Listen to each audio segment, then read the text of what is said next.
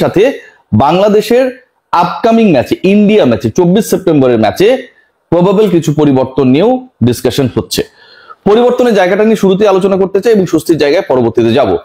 দেখুন, বাংলাদেশ দলের সবচেয়ে বড় যে প্রশ্নবিদ্ধ জায়গাটা ছিল সবশেষ ম্যাচে, সেটা হচ্ছে পেস ডিপার্টমেন্টে শরীফুলের বোলিং।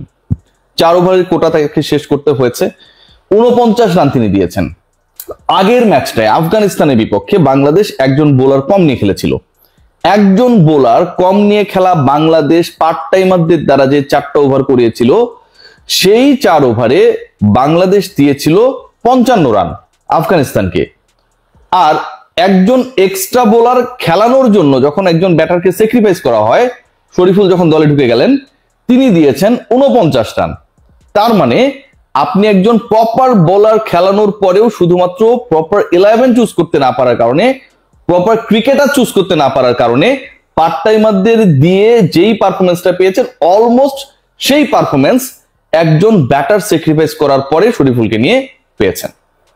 বাংলাদেশ দলের পরের ম্যাচে, পরের 11-এ সাইফুদ্দিনকে নিয়ে অনেক আলোচনা হচ্ছে সোশ্যাল মিডিয়ায়। এই ডিসকাশনটা সবচেয়ে বেশি। শরীফুল ড্রপ হবেন এটা নিয়ে কোনো ধরনের ডাউট নেই। সাইফুদ্দিন ইন করছেন কিনা সেই ডিসকাশনটা রয়েছে। তাসকিনকে কি বিশ্রামে পাঠানো হবে কিনা সেই ডিসকাশনটা রয়েছে।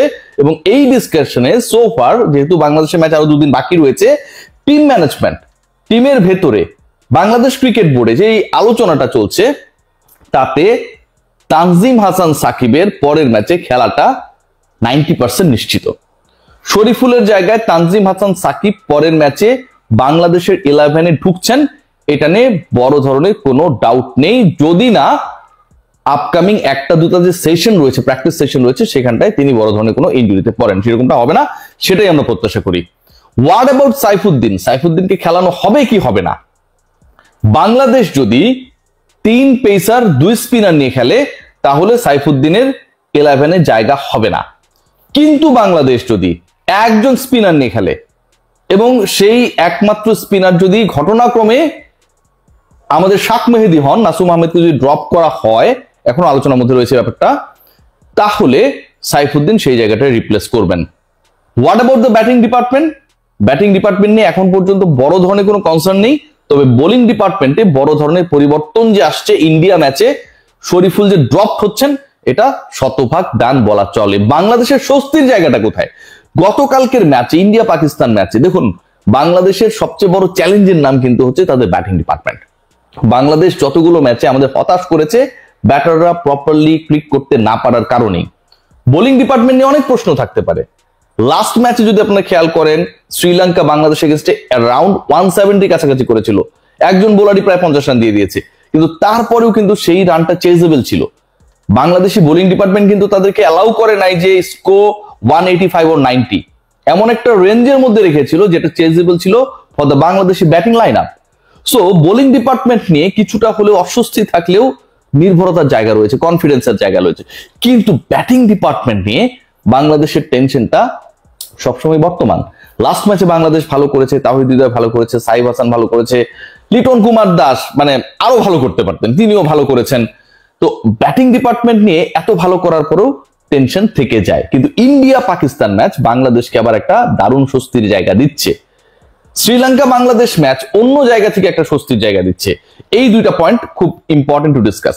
নাম্বার 1, সাইফ হাসানের যদি ট্রান্সফরমেশন আপনারা দেখেন, যেই সাইফ হাসান 2 বছর আগে টি20 খেলেছিলেন, ন্যাশনাল টিমের হয়ে খেলেছিলেন, মেইন সার্কিটে খেলেছিলেন, সেই সাইফের সাথে কিন্তু নতুন কনভার্টেড সাইফের অনেক পার্থক্য রয়েছে। শর্টের রেঞ্জ বেড়েছে, টেকনিক চেঞ্জ হয়েছে, অ্যাটাকিং হয়েছেন, এবং শুরু থেকেই তিনি প্রতিপক্ষের বোলারদের যে কোনো লুজ ডেলিভারিকে যেন প্রপারলি কাজে লাগানো যায় সেই ইন্টেনশন নিয়েই খেলেন। নতুন এই সাইফ হাসান, ন্যাশনাল টিমের এই নতুন সাইফ হাসান এখন পর্যন্ত খেলেছেন মাত্র 3টা ম্যাচ। এই সাইফ হাসান সম্পর্কে খুব বেশি ডেটা নেই, ডেটা নেই এমনটা না, খুব বেশি ডেটা নেই যেটা নিয়ে অ্যানালিসিস করে তার ব্যাপারে একটা proper game plan, bowling action plan করা যেতে পারে। সো কনভার্টেড সাইড বাংলাদেশ দলের জন্য একটা ট্রাম্প কার্ড। তিনি যেমন লাস্ট ম্যাচে শ্রীলঙ্কাকে চমকে দিয়েছিলেন, আমাদেরকে চমকে দিয়েছিলেন, ব্যাকফুটে ভর করে যেভাবে ছক্কাটা মারলেন। ইন্ডিয়ার এগেনস্টেও একই চমকটা টিম ম্যানেজমেন্ট দেখাতে চায় if he is lucky enough.